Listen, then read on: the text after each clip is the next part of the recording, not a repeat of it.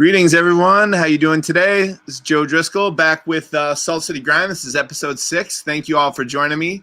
Today, we had a great episode on Tuesday with Dustin Zarni. Today, we're here with Lauren Kochain. How's it going, Lauren? It's going good. How are you? Great. Well, as great as can be expected with all the craziness that's going on. For sure. So you are president of the MOST, the Syracuse Museum of Science and Technology. So why don't you tell us a little bit about your background, how you ended up here at the MOST? Okay. I've been at the MOST, it's been just over 4 years. And I came to the MOST under new leadership and was actually recruited to come help. At that time, the MOST really, believe it or not, really wasn't doing too much with social media. With their website, with using digital platforms for education, for marketing. And so that had been my past experience. And so I was recruited to come there. I've worked in nonprofit since I moved back to Syracuse 19 years ago. I'm so old. So I went away for a little while. I was my background is actually sports marketing and sports PR. So I work for the Crunch and I work for the Penguins, their AHL team, which is the same league as the Crunch. And when I came back for grad school, I just never left. And so my education is PR, marketing, communications. And then when I got into nonprofit, it was at Syracuse Stage. And it turned out I just had a knack for fundraising. And so when you work in fundraising in a nonprofit, you learn about every aspect of the business. Right. It just comes with the territory. So it was like, oh, I'm good at this. I like it. It ties in with my marketing experience. And that's what I've really basically done ever since. So 11 years at Syracuse Stage, 4 years at Arc of Onondaga, and now over 4 years at the MOST. Nice. Awesome. So beyond the social media presence, what's been some of the big changes that, when they brought you in 4 years ago, what were some of the big changes that they wanted to make? Obviously social media, you said, and online learning tools, you say. What are some of the online facets that you've done besides the social media presence and stuff?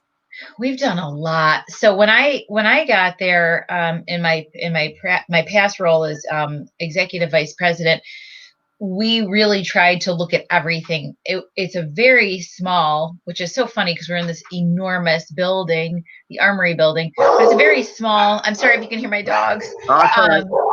It's you might hear my kids too, by the way. But the dogs tend to be louder. This is the new COVID world, I know. I apologize. They have no manners. You're good. Dogs. Yep. So we looked at everything. At that time, the MOST attendance was declining, and we looked at every aspect of the business. It was a small nonprofit. Everybody was doing a lot. We really tried to add people to the business. We really tried to get everybody to have a specific role, try to treat it more like a normal business, as opposed to kind of this really loose nonprofit setup. Right. So that was one of the big things we did. We came up with a plan for fixing broken exhibits. We came up with a better housekeeping plan. You name it, we looked at it, and then a big piece of it, of course, was just bringing our marketing to a different level, letting people know all these great things that the MOST had to offer, because I think they were doing a tremendous job with the programming and keeping up with science standards, and kids loved us. We were almost like a well-kept secret. If you hadn't been there since you were little, you didn't necessarily think to go back when you had kids. Right. And so those were the kinds of things we really first started working on. And then with anything, when I talk about my experience with branding and marketing and social media, the first step is always letting people know that you're there. Letting people know you're there. You can't sell anything if people don't know you exist. Right. So we did a lot of that. And then from there, just kind of slowly rolled everything else out. Nice. So I guess, one of the big things that I was curious about and having you on the show is, we're all figuring out how to adapt in the current environment. And, my other career besides politics is music, and all these careers that are based on large group gatherings. And obviously the MOST is one of those primary things. So how have you guys adapted during the crisis? What have you done to, try to stay engaged with the community and continue the service that you provide, even though large gatherings are essential to what you do? Right. So it's been tough, needless to say. I know it's been tough on everyone. I think we have a few advantages at the most. One is we started planning for this back in February. When we started learning about this, we didn't think we'd necessarily be completely closed, but we were planning on a different business model. So our education team really started thinking ahead, and I'll talk a little bit about some of the programs that we've come up with since.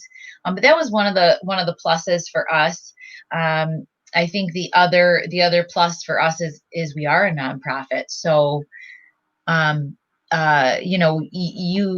not just dependent upon people walking through that door for revenue. We have sponsors, we have donors, we get public support, we get private support. So there was still that opportunity for revenue that obviously a for-profit business does not have. Right. And then, of course, the other plus is it's science education. Science is not going anywhere. Education is not going anywhere. Right.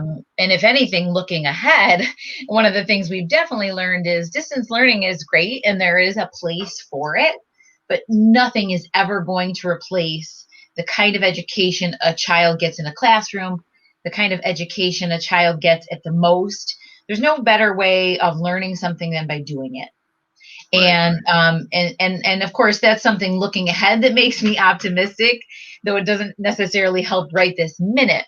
But of course, like, we have this great programming. It's enabled, what I love the most actually about it is it's enabled my education team to be creative. Meaning a lot of times they're just following a curriculum based on the school that's coming in or the grade level. Now, all of a sudden they have this opportunity to say, hey, let's try this, or I've always wanted to do that. You can't do that when you have, a permanent exhibit that costs you $1 million to put on the floor. That thing ain't going anywhere. Right. But if we're doing something digital, the cost to try new things is obviously much lower. So I really enjoyed seeing my team thrive that way. And of course, the biggest negative to that is it is what it is. You can't really monetize these things. Newspapers tried it back in the day when they went digital. I mean, I think certainly there's always things people are going to pay for digitally or virtually. And we don't think necessarily at this point what we have to offer is something like that you can monetize. So of course, having our doors closed has hurt the financial piece in terms of IMAX tickets and membership sales and all those good things that we rely on. Right. So that's the and of course all the other negatives that come with just not seeing people and being around people. But the biggest is the difficulty in not having that daily stream of income. Yeah.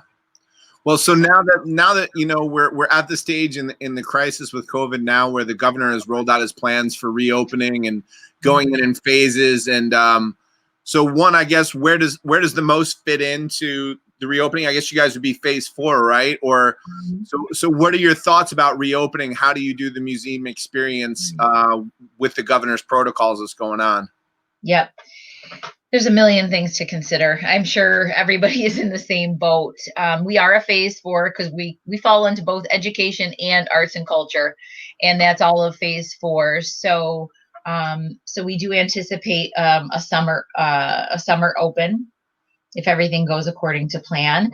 And right now we're talking about a lot of different things. I look at it we're looking at it a few ways.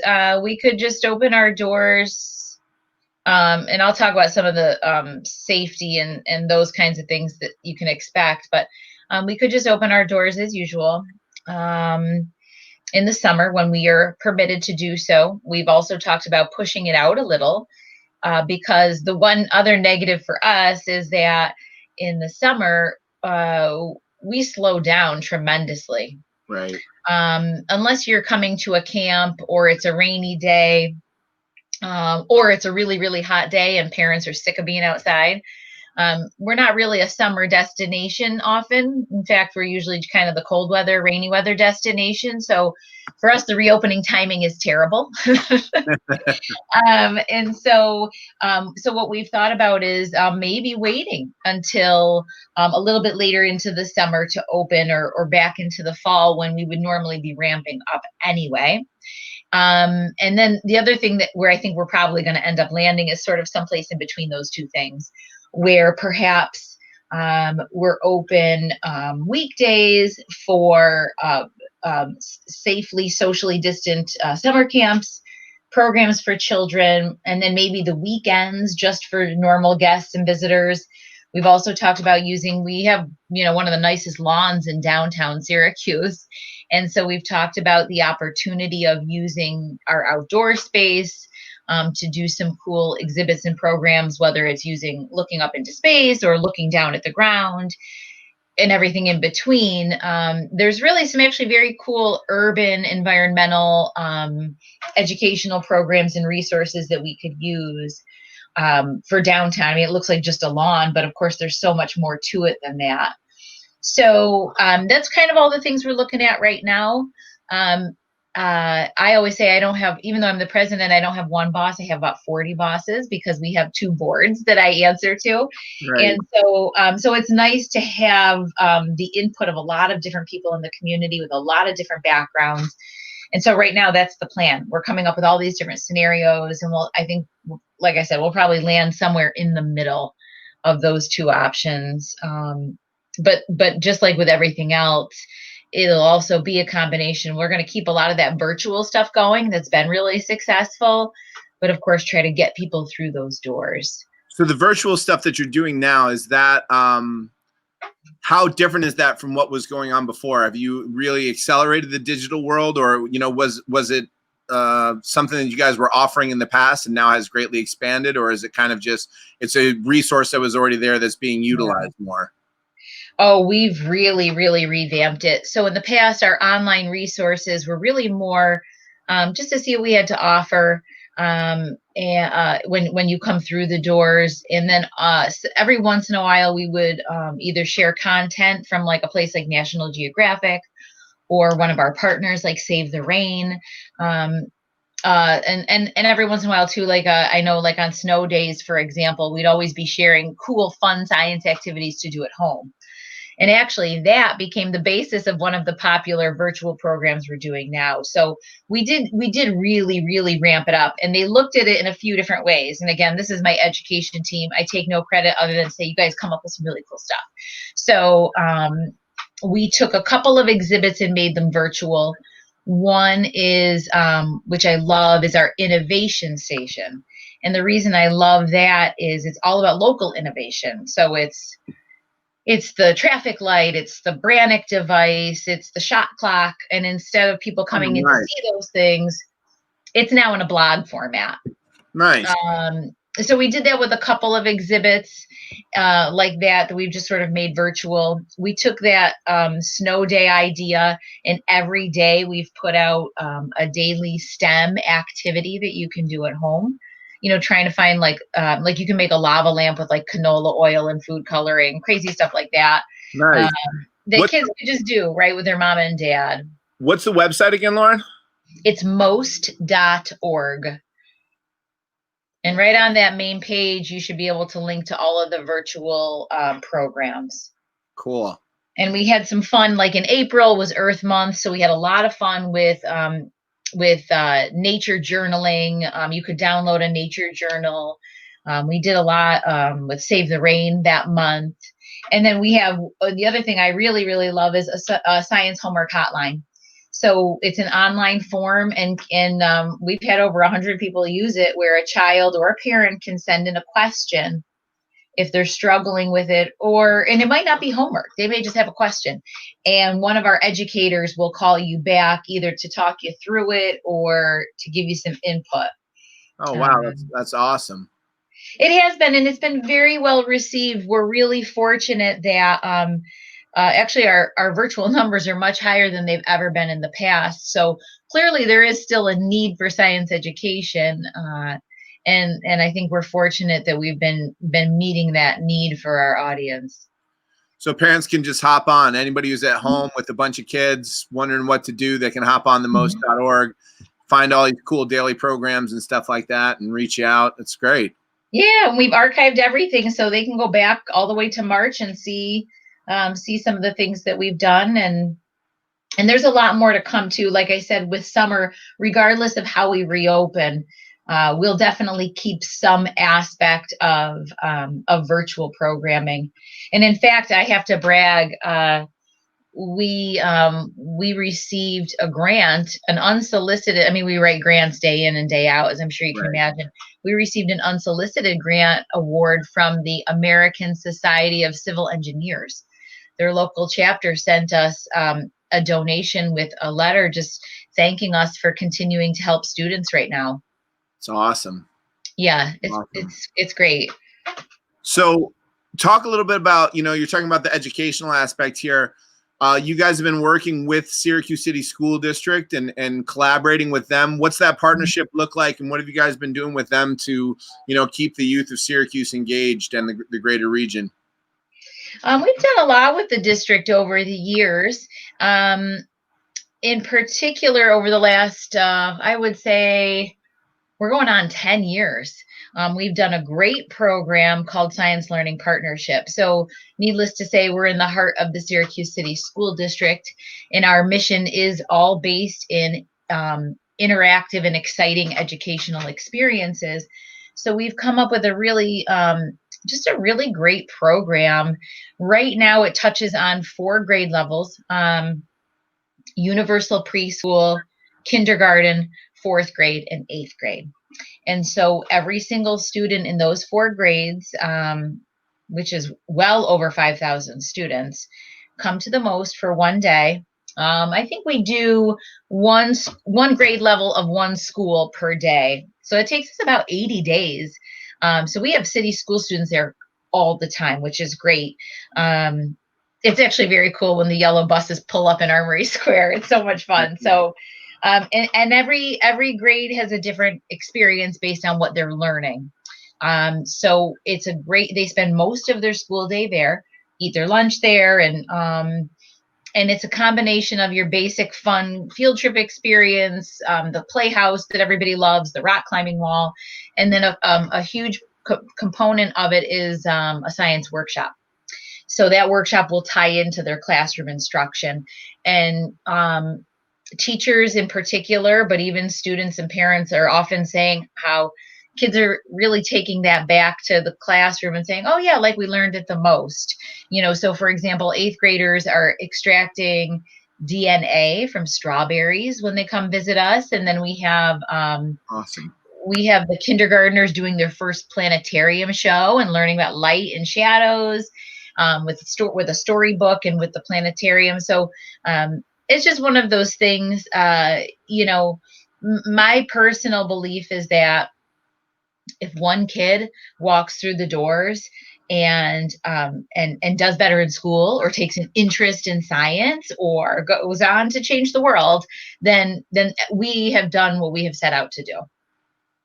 As hokey as that sounds, I really believe it's true. Absolutely. I know from it's funny in my musical career, like it's there's been a lot of rewarding and fun stuff that's happened, but the few students that I had that I actually taught how to play music, that's like some of the stuff that really sits with you more, seeing the trajectory of a kid's life altered, however in a positive direction is some of the most rewarding stuff you can do in the world.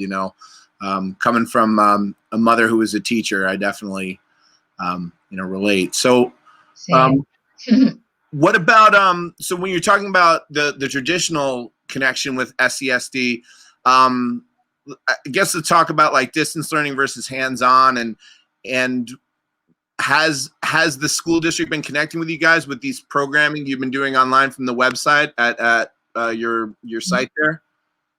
Yep, they have been. The science administrator for the entire district. We work very closely with her and her team, and through everything we've been doing.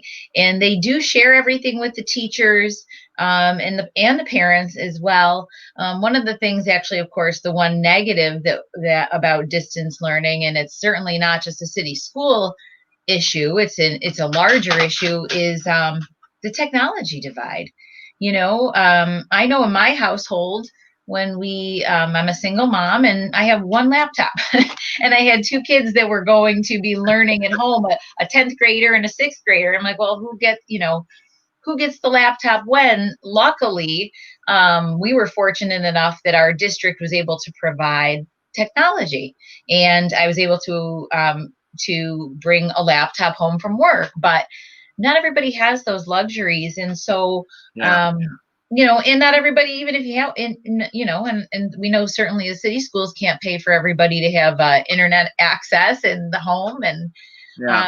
so that challenge meant, of course, none of this could be mandated the way it may have been if we had stayed open. It's an expectation that kids will come to the program when we're open, but this is an obstacle that needs to be addressed moving forward, if distance learning is going to continue to be our backup plan. So, but we've also told the district and schools across the community, let us be a resource. I mean, if the virtual thing isn't working, what can we do? How else can we, is it worksheets, whatever the case may be. So moving forward, we're talking about doing virtual field trips. And we're talking about, we do a great program with the public libraries as well every summer. They have a theme for science education. We create a demonstration and a workshop to fit that theme, and we usually go to every branch. But this year we're just taping it once, and they're going to disseminate it to their students. And but these are the ways we're trying to think differently. But I do think ultimately that technology divide is going to have to be addressed somehow. And I don't envy people like you who are public servants who are going to have to be a part of that conversation. Yeah.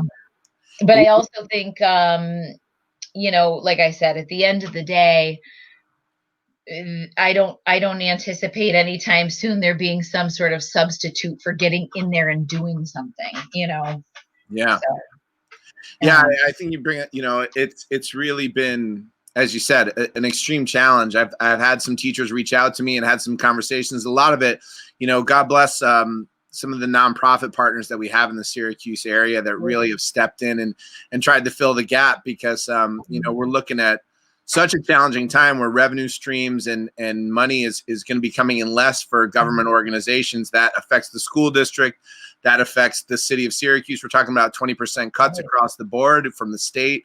It's terrifying. And then at the same time, you're talking about disparity that's, being, it's so greatly exasperated now that kids who don't have laptops, kids who don't have Wi-Fi are getting left out of the system. So it's really it's been one of the greatest challenges. So I guess I'll roll from that into, you had mentioned when we spoke offline some tips from pediatricians and stuff, and how is this affecting our youth psychologically? How's it affecting you and your family?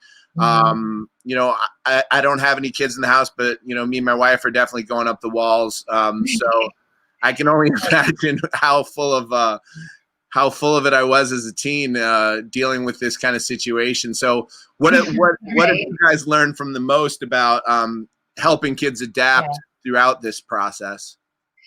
Well, we've certainly been paying attention to it, because you're absolutely right. I mean, there's this educational element, even if that's largely able to be replicated on a computer. There's that socialization piece and that emotional piece that's missing, right? We're humans. We're just by nature, that's who we are, and how we interact is just so important to everything, right? Not just how we learn, but everything.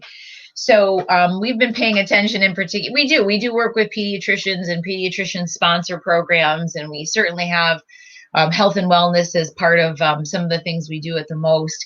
And one of the things that we've learned is the biggest thing is to keep this dialogue going. Not unlike, it actually made me think back to times where you're afraid as a kid, whether it was if we were about to go to war, or some other maybe global traumatic experience. And I think that the tips are kind of the same, even though the circumstances are so wildly different, which is to keep talking to your kids.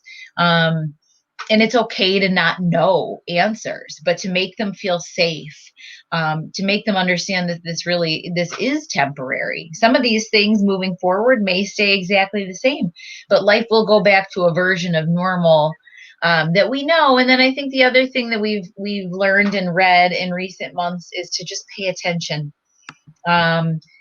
If your child is acting differently, don't hesitate to wonder, is there something going on here?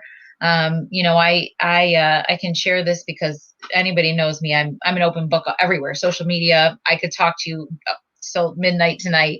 My own child experienced it. I have two very different kids. I have one who's a social butterfly, and she, virtually or in the classroom, she is doing just fine.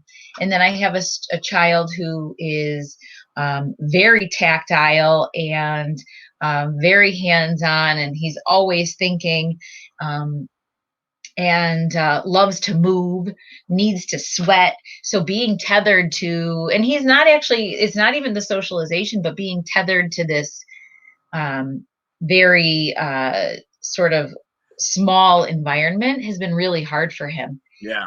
He gets very frustrated. And so we've had to sort of go back and say, okay, you know what? I know you're supposed to be in this Zoom class right now, but take a break, go shoot pucks, do what you got to do, and come back, because ultimately their well-being is going to inform all of this other stuff anyway. Yeah. And I'm just, like I said, I'm fortunate that I am still working, and I'm working remotely. So I've been present for all of that. But, it's like with everything else, you got to communicate with your kids. And don't ever feel like you shouldn't pick up the phone and call the doctor, even if they're just being like a little bit weird. It's okay. It's okay to say, I don't know if this is related to everything that's going on, because I've seen it all in the past couple months with both of my kids. Yeah. So. No, it's good advice. We just got a question came in online. For those that have annual memberships, has there been talks about extending the memberships because of, the way the situation is rolled out? Yep. We are absolutely going to extend the memberships for whatever length of time we've ended up being closed. And so whatever that's going to be. And then what we actually thought about doing too, and again, like I said, our plans are very loose right now. When we do reopen, we have talked about maybe making those first couple weeks or those first couple weekends for members only, to serve two purposes. One, to get them some time into the most. But number two, so they can help us and say, okay, this thing works, this thing doesn't work. Love what you did here. Maybe, so almost let them help inform our choices before we open to the public. But absolutely, we have a few thousand members, and they are the most important people to our museum. So we absolutely are aware that their contribution as members has been thwarted, and we will make up for it when we're able. Oh, that's great to hear. So, along those lines, talking about that, I know we've touched on it briefly in a couple of different places, but just to dig in on it, you guys said obviously your revenue streams, the people coming in, the IMAX, all the different things that you guys do that are your revenue streams have been massively cut. And you said, you have your background is in fundraising, you've done a lot of fundraising throughout your career. But from what I'm hearing from my friends who work in that field, people are nervous as well, and people are holding on to their checkbooks. I know me and my wife are eating a lot of rice and beans and just, keeping it simple and humble, just because of the uncertainty. It doesn't feel like a time to splash out. So what's the financial situation been like for the most? How are you guys adapting with fundraising and with the loss of revenue streams? Well, I will, to be totally frank, we were really, really saved in the short term by that PPP loan. That really helped us keep our staff in place, and most everybody is working still. Not surprisingly, our education team is one of our biggest departments, and they're still working. And actually, the marketing and fundraising is another very big department that's still working. So, so that really has kept us afloat. And it's been a little bit of everything. I mean, we do anticipate that public support, meaning state, county, we do anticipate that to be down. We do also anticipate fundraising to be down, and because of the nature of our business, we expect our operational revenue to be down. So we are looking at everything. Obviously, the public support is largely out of our control. But for private support, we've been pretty careful so far, meaning really outside of our most family of board members, regular members. We haven't really been soliciting donations outside of like our GoFundMe and things like that, because it's also a sensitive time for people and for finances. So we've been cognizant of that and not pushing too hard. But at the same time, been sort of making a plan behind the scenes. Two of our biggest sources of fundraising, one is our special events, which I'll talk about, but the other is sponsorship. So if I don't have an exhibit open to be sponsored, I have no sponsorship. Polar Express on the IMAX, our dinosaur exhibit. These have always been huge opportunities for us for corporate sponsors.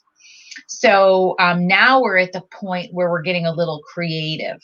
And what I mean by that is, one, we are going to start soliciting donations from individuals in the most innocuous possible way, meaning it's not going to be some really aggressive phone calling. It's just a letter to our people, right? Right. So we're going to do that. We're trying to make certain things sponsorable that we've never done before. So some of those digital programs, we're still in a high traffic area, being in the Armory. So getting some more banners outside where you can put a corporate logo on it, moving some of our other sponsorships to our website. And we know it's going to be a lot less than what it normally is, but just trying different things. And then I think the hardest part for the fundraising piece is the special events. Because like you said, we're a crowd-based entertainment / education-based format. Tap It to the Most has 1,000 to 1,200 people. So right now we're working on, that would have been in April. We're working on a two-pronged tap. So one is going to hopefully be a virtual tap this summer, where if you've already got a ticket, your ticket's good for both the virtual tap and the real tap. And then we'll probably sell some discounted tickets for a virtual event, and then hopefully hold the real event in the fall. And my guess is we'll have to hold it over 2 nights to accommodate a few hundred people per night. I mean, the one pluses were huge, so we can safely distance if the crowd is not too big. Yeah, that's certainly one advantage. Yeah. So we're just looking at everything differently, and we've been fortunate. I mean, so many people have come up with so many great ideas that we can kind of say, oh, that looks like that worked, and that's cool, we, like I said, we know we're not going to make as much in sponsorships and donations as we usually do. So we're rethinking it and just doing the best we can, knowing it's not going to be the same. Yeah. Well, speaking of, you mentioned the PPP but I was also aware last year that Assemblyman Magnarelli brought a big grant back for you guys. So maybe tell us a little bit about, the grant Assemblyman Magnarelli brought back and what that's gone to fund and what that whole operation was. Sure. Yeah, that was tremendous. So we are in the historic Armory in downtown Syracuse, and it's an iconic building. It's 110 some odd years old. It's got a really, really rich history, and it's an important part of Syracuse. And so I often say that part of the most responsibility is not just to our mission of science education, but really the preservation of the armory. I mean, that's the responsibility that I feel we took on when we moved in back in '92. Right. And so, but on the flip side of that, for a small nonprofit, that's not easy. Right.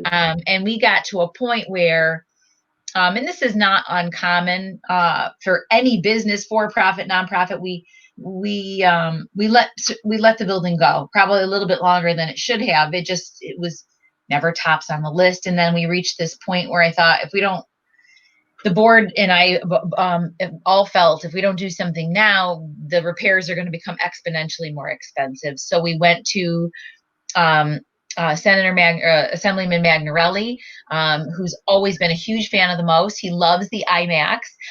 His wife Karen was also an educator for many, many years in the city schools, so he understands the heft of what we do for students. And we sort of presented some of the more just the really, really important repairs. And so he was able to secure through the assembly and the Ways and Means Committee of the Assembly $500,000. And Awesome. we also used some of our general operating county support along with that. And we did some tremendous work. The roof is in better shape. The roof's not 100% done. It got stopped when businesses shut down, but the roof's in better shape than it's been in decades. We were able to get a new chiller. The chiller was really inefficient and very old.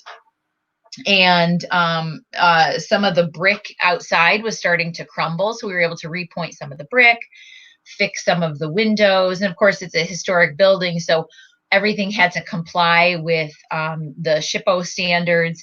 So we got some great local companies in, and they've been able to do nearly everything. It's almost complete. So we have a better HVAC system. If you come to the most, you should not be seeing any rain buckets collecting rain from leaks. So a lot of really positive things. We took that money and we spent every cent of it well to fix the building.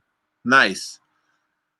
So that's great, and shout out to Assemblyman Magnarelli. I know he also brought back a lot of money to fix up the Landmark Theater this past year. So he's really, between the Most and the Landmark, those are just two massive Syracuse landmarks that are, essential to our culture, and keeping those upgraded is a big lift. So I just want to give him a shout out. The other question I wanted to ask you was, so I tend to be like with music and stuff, I tend to feel like an old man a lot. Like I'm always like, oh, kids nowadays don't know what real music is, blah, blah, blah. And it's hard for me to not get into the old man, get off my lawn kind of attitude, and feeling like things are, but I think that's it. People always feel like things are going downhill, but my grandparents thought the Beatles were the devil, and my mom was loving them. So I try to balance it. But from your perspective, what do you feel like the appetite is with kids nowadays for science? You still seeing, have you seen like I know you've only been there 4 years, and it's kind of a anecdotal time to say if you've seen an incline or a decline, but do you still feel kids really up to engage with science? Are they really seeing a big appetite, or, do you feel it's waning from when you were a kid? No, I think it's on the rise. I think it's for a lot of reasons. I think school curriculum has gotten a little more exciting and fun for kids, and we've been able to replicate a lot of that. I think parents and educators see that the job market is largely in the future based on jobs in STEM, and not just jobs in STEM where you need a 4-year degree or to have aced your SATs, but we're talking jobs where you could go to a trade school and be an apprentice, but you're using STEM skills. And these are great jobs. They're not just jobs, they're great jobs with great benefits. And I can tell you, if coronavirus hasn't inspired kids to want to study medicine, so I really think that it was already on a trajectory on the rise. for a lot of reasons. The job market for schools, I think the most has done a nice job of really ramping up that interactivity piece for kids. Whether it's actually the technology we've added to exhibits or just the fun of, like, we have those, we brought back these huge foam blocks that kids, I mean, it's the cheapest exhibit we bring in. It's like the equivalent of the Christmas box on the Christmas morning. But kids love it. So really assessing what kids want to see and do. And the biggest piece too is for us is helping kids and parents realize that science is everywhere and it's in everything we do. For music, you could have taught your kids about math and let that be part of a music lesson. I mean, it's everywhere. And so we try to take, I actually probably go too far and try to make really everything science, but we really do try to take whatever is hot for kids right now and make it into a science lesson, whether it is something virtual or it's just something as cool as, every kid's always going to like outer space. Every kid's always going to like dinosaurs, and making sure we have those elements in the museum at all times. And then the other piece is the programming. So we do these amazing quarterly programs that are engineering based. And half the time, I think kids don't even know how much they're learning. We do a rocket launch. We had to cancel it this year, unfortunately, because it's 500 kids. Right. We give them these kits. They launch these rockets up at Skytop, and we do the same thing with bridges made out of balsa wood.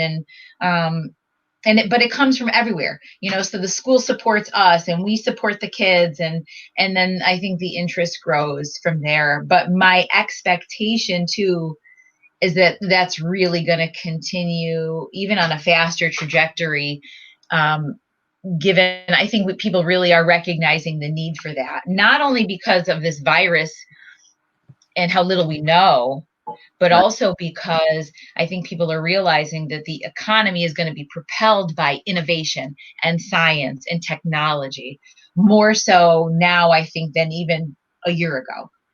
Yeah. Well, I want to thank my unscientific opinion, by the way. I'm not a scientist. I just play one on TV. That's good. You do a good job of it. My friend, I speculated in our last comment that I feel like an old man, and my friend Frank chimed in to let me know that I am in fact an old man. So that was, just want to thank him for that very kind remark. But one thing that's a thought, you mentioned that the science of music and math. Actually, every science report I did throughout high school was on the science of music. So a cool thing that you might incorporate, we did, like, when you rub your finger around the edge of a glass and you get that vibration, and changing the levels of water, or glockenspiels, those metal plates that you can, the lower the size and the way that vibration changes the pitches is a fascinating thing about science that the most might be able to just throwing it out there. I know you're not the on the programming side, but yeah, you have influence with them, I think, a little bit with your title as the president. You must have some influence. A little bit. Nobody listens to me, but they let me talk, but they just don't listen. But you're right. I mean, and that's the cool thing too. Maybe music doesn't rise to an exhibit at the most, even though I've actually seen some cool music exhibits in other sites. I'll send you this cool guitar exhibit that was in, I think, the Boston Science Museum. But those are the kinds of things you could take something simple like that. It doesn't have to be an exhibit. It could be a science minute video. It could be something we just try with a group of students for a demonstration. And that's the cool thing about what we do. You can take something as simple as that, and there's this really interesting physics lesson or math lesson or whatever it is that goes behind it. So I'm the same way. I was a PR I mean, I come from a science family, but I never really had the aptitude for it.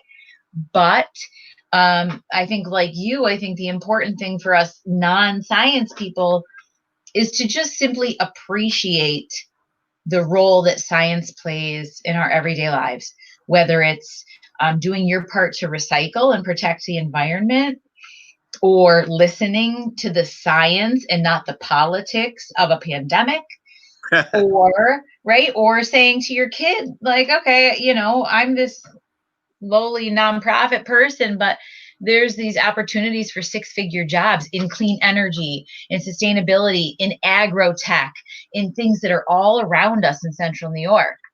In particular, which makes it even cooler, for places like the most. We're surrounded by some of, Lockheed Martin, I mean, some of the most interesting and forward-thinking scientists in our backyards.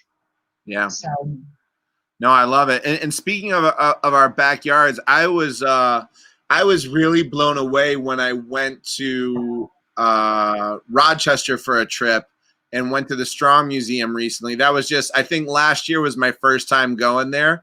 Um, unless, yeah, it's so great though. I was like really blown away, and they're doing the project. The reason I went to Rochester was about their Interloop project. I don't know if you're familiar, but basically like what we're doing with 81, Rochester did, basically they had a highway that ran through the middle of not through the middle of their city quite like Syracuse, but they had a major roadway that divided two neighborhoods in their city, and they brought it all to grade. They brought some of the depressed highway back up to like a city street, and they took some of the overheads and bridges and brought it all to grade level. And that's going to be right in the corridor where the Strong Museum is. So part of the economic boom that's happened in Rochester is a huge expansion to the Strong Museum. They're going to, expand the parking, expand, some of the restaurant and other elements that are around the Strong Museum, and expanding the museum itself. So one thing that like rocked my world was they were doing like, really cool stuff about, superheroes and this, that, and like just ways to like really engage the kids. So like, just curious your thoughts on Strong, and if that's, influenced your decision making with the most, or, if there's anything that they've done that you guys have, said, oh, we ought to take a page out of that book and check what they're doing. Oh, museum envy through and through. I love the Strong. In fact, actually, we did a field trip. My whole senior leadership team, we went to Rochester to do both the Strong Museum of Play and the Rochester Museum of Science. And both are world-renowned, tremendous. And I actually left there thinking, I left there thinking, wow, we do a pretty good job, comparatively speaking. Touched on a lot of the same things.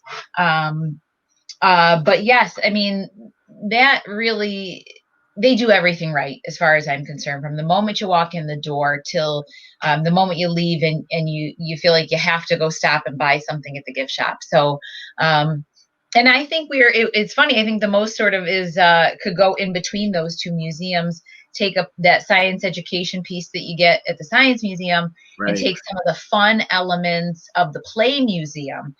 But for us, it would be, okay, let's extract the science piece out of it for these kids. And actually that has inspired, and this is another one of those projects we were intending to start this year that was put on hold. But one of the next permanent exhibits that we want to do at the most is on agriculture. Nice. And for a few reasons. One, we were kind of inspired by the Wegmans play.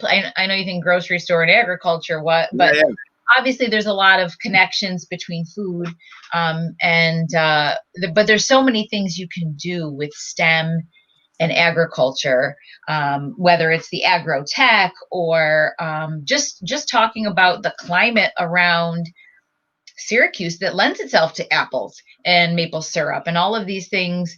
And you can talk about the economics and of course the thing I love the most about an ag exhibit is there's endless interactivity, whether it's an apple tree or milking a cow or riding the John Deere. You get your toddler, riding a tractor through the museum. That would go over well, wouldn't it? but I mean, there's all these elements that tie in so nicely with our mission, with our community, with curriculum. So you can see I get all animated about it because I think it's I think it would be a really good next permanent piece at the museum. And it was in part inspired by Rochester. And I think there's a lot of things we can learn from a place like that. Similarly, I mean, they could probably be closed till the end of time and they'd be okay financially, because of places. I mean, their endowment was from the Strongs and Kodak and Johnson Right. and Johnson and Bausch and Lomb. And again, all of that those were STEM industries in Rochester. Right. And the lesson to be learned from that is that some of those industries fell by the wayside. And so to keep thinking forward, I mean, Kodak's a perfect example. They missed the digital bus, thinking that film was never going to go. Right. And so I think there's a lot of lessons we can learn from that economically, and the cultural impact. The most we can see that so easily just by looking at a place like the Strong. Right. So, So this one, I don't know if this is an awkward question, and if you don't want to take it, that's fine. But just kind of have you, there's always been not a how to phrase it. There's always been kind of science and the relationship with politics. A lot of people pushing back. For example, religious folk pushing back on evolution. Modern day, many people pushing back on the science of climate change and some of that stuff. Have you encountered any of that with your work with the most, like people pushing back on the science for a political agenda, or not wanting their children to learn about climate change or some of these issues or evolution or something? Is that something that the most has had to encounter and work around or deal with? Yep, absolutely. We used to talk about it a lot over the years, and particularly actually with the climate change piece. And we certainly address it in multiple exhibits, but we've never had an exhibit dedicated to the environment.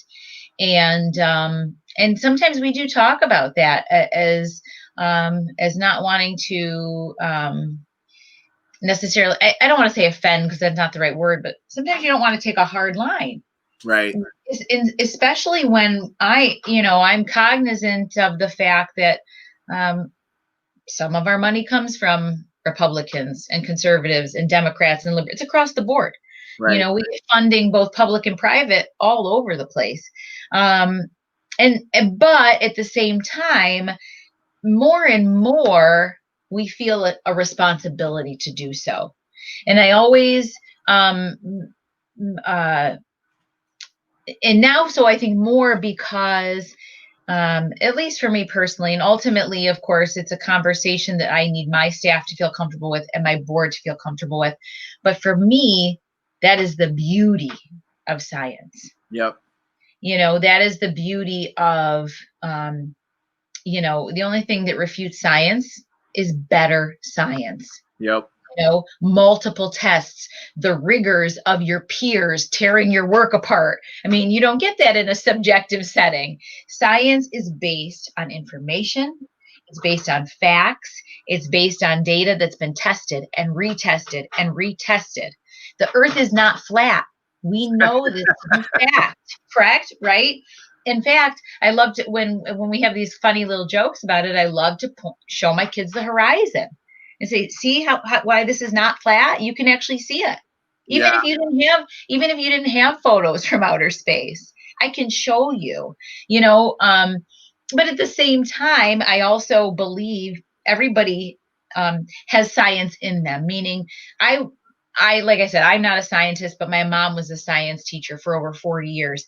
And she always used to say, if you're observant to your surroundings, you're a scientist. So to me, it's more and more, I'm feeling less compelled to shy away from things that are perceived politically. I mean, there's a fact that you can't dispute, that I was actually thinking about today, that oil runs out in 45 years. Oil runs out. That is a fact. That's a proven fact. So to me, it's my responsibility, and we have that actually in our energy exhibit. We actually have a little scary countdown on oil and other finite resources.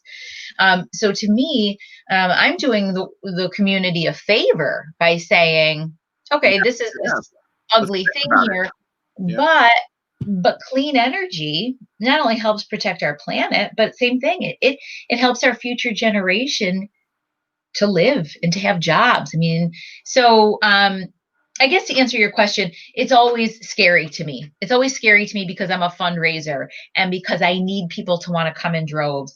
And I don't want to offend people. In fact, right before we closed, we had people dropping leaflets, anti-evolution leaflets. And we were very quick to remove. We didn't see who did it, but we were very quick to remove them, and say, maybe we really need to take a stronger stance.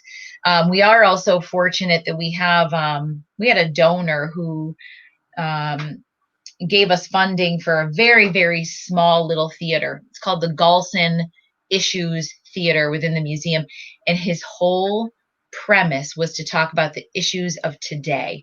So we do talk about. So there is a little video on evolution and on climate change, on vaccines, things that might be considered political. Yeah, maybe we're not going to put a permanent exhibit, but there's other ways that we can talk about it. And again, I answer to 40 people. We're a community-led organization, but I think more and more we're all of that mindset that science is science, and as an educational institution, it is partly our responsibility to present that information.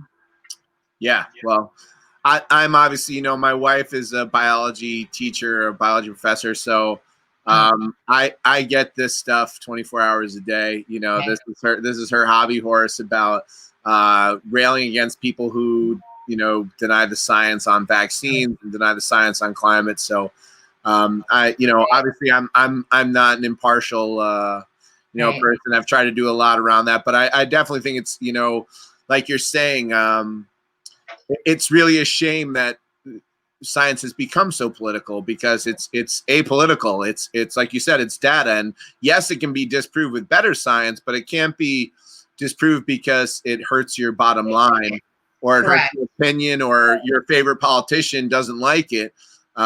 Science is science, whether you believe it or not. Right. And to me, the irony also is that, and as you probably know, I'm a registered Republican.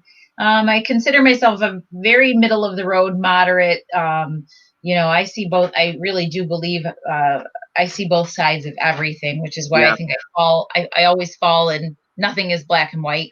Everything is gray. Yep. And our country was founded on new ways of thinking, innovation, people who are knowledgeable. I mean, if you look back on all the eras of American success, economic and otherwise, we were always innovating, doing something new, doing something different. Not to say that there aren't other repercussions for those things, but again, those repercussions, you learn of them when you learn more. Right. So I think it should be apolitical because it advances everybody. Innovation is as American as apple pie.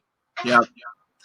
Amen and hallelujah. Well, Lauren, it's been great having you on. I've been trying to keep these to about an hour. We're about that time right now, but I just want to give first my gratitude to you for coming on and hanging out with me, but allow you any plugs you'd want to do. I'm putting up the website right now again on our conversation, so people can go.